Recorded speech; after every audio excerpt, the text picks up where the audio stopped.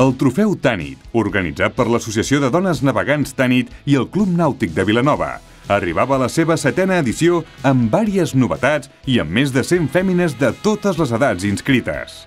El Club Nàutic Vilanova ja és la 7a edició que se celebra la regata Tànit, és una regata femenina.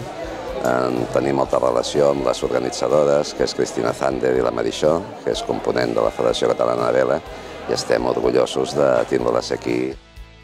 Es va ampliar el nombre de classes de vela lleugera convocades, sumant al patí català i a l'Optimis les classes Europa, Làser i 420. Però el vent no va acompanyar.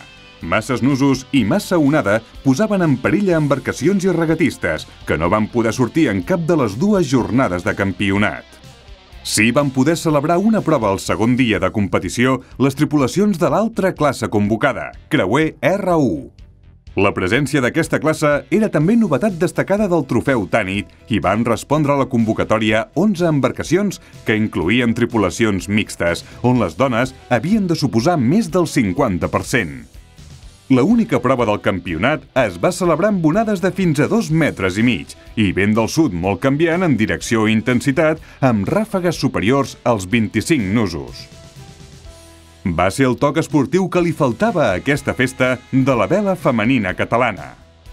Som l'Associació de Dones Navegants Tànit, que és una associació que té unes 500 associades i tenia tota la lògica crear una regata almenys anual, avui en dia ja en tenim 2, perquè totes aquestes associades es trobessin i fomentessin la vela femenina.